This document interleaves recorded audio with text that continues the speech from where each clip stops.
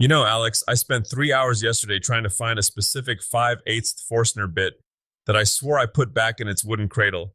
I ended up finding it in the pocket of a fleece jacket I haven't worn since February. My brain is basically a junk drawer at this point. Only one bit? That's a win for you, Tiger. Last week you spent 20 minutes looking for the pencil that was tucked behind your ear. Listen, that pencil was in a stealth mission. It didn't want to be found. But it got me thinking. Efficiency is a fickle mistress. Whether you're hunting for a tool or trying to scale a business, we're all just trying to shave a few seconds off the clock. Which is lucky because today's TigerDen Daily is basically a love letter to high-speed progress. It really is. We're jumping from massive 3D printers to the literal steel skeletons of our cities.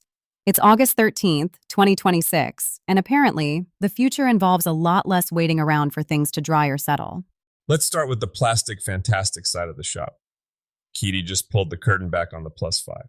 Now, usually if it doesn't have a cast iron table, it's a toy kind of guy, but this thing is a unit. They bumped the build volume up by 18%. We're talking 320 by 320 by 300 millimeters.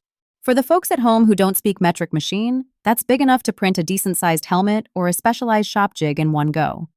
But what caught my eye wasn't just the size, it's the combo setup with the active dryer. That is the secret sauce. Most people treat filament like it's inert, but it's more like a sponge for humidity. You try to print nylon that's been sitting out in a humid garage, and it sounds like a bowl of Rice Krispies in the nozzle. Pop, hiss, ruin.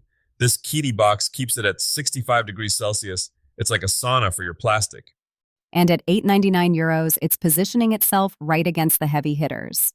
Speaking of which, the Bamboo Lab H2D is being called the business user's choice for this year. It seems like the era of fiddling with your printer is finally dying. These things are becoming appliances. It's about time. I want to spend my energy designing the part, not leveling a bed for the 14th time while questioning every life choice that led me to that moment. Let's pivot from the micro to the macro. You saw that report on the ironworkers' apprenticeship programs? They're pushing this hybrid tradesperson concept. It's brilliant, and honestly, it's how it should have always been. They're looking at the overlap between ironworking and carpentry.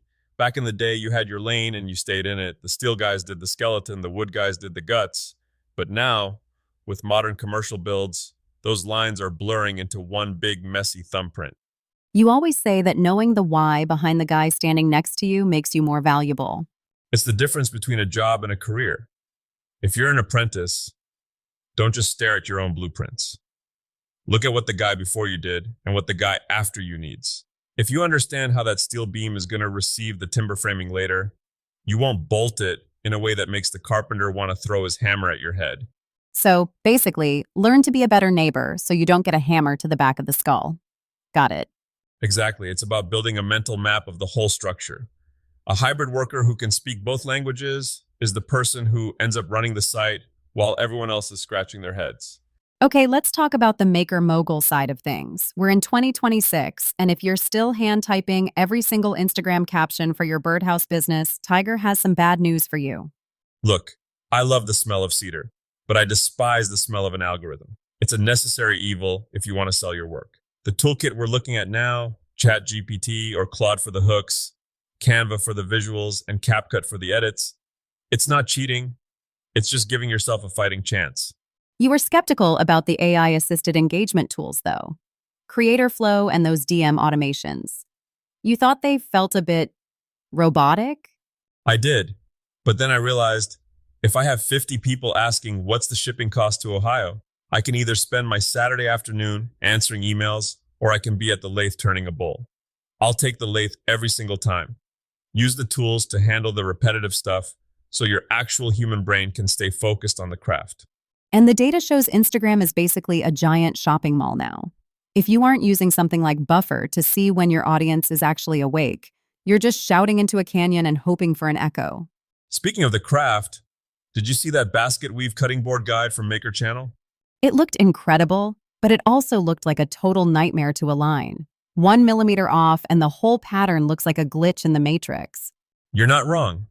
That project is the ultimate test of your table saw's soul. The trick isn't the glue. Everyone thinks it's the glue. It's the rip cuts. If your blade has even a tiny bit of wobble, or if you're using a low-tooth construction blade, you're going to get tear out that'll haunt your dreams. You need a high tooth count blade that slices like a hot wire through butter. It's all about the prep. Just like that shop tour of the new Waller Adventures headquarters. That place is cleaner than my kitchen. It's intimidating, isn't it? But a clean shop isn't about being fancy. It's about not tripping over an extension cord while you're carrying a $300 slab of walnut. Efficiency and safety are two sides of the same coin. When I see Bechtold Woodworks mixing species, walnut, maple, maybe a bit of cherry, in their 2026 portfolio, they can only do that because their workflow is dialed in. You can't do fine joinery in a hurricane of sawdust. So, what's the big takeaway for today between the high-tech printers and the ironworking synergy?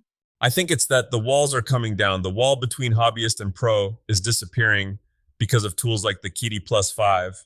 The wall between different trades is disappearing on the job site.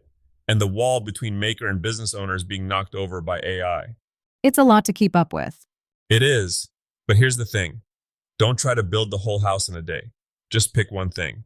Maybe today you finally organize your drill bits so you don't find them in your winter coat 6 months from now. Or maybe you finally look into that apprenticeship. Just move the needle an inch. Spoken like a man who just found his 5/8 Forstner bit. Exactly. I'm dangerous now. I might actually finish that cabinet. We'll see about that. Stay gritty, everyone. And stay creative. We'll see you in the den tomorrow.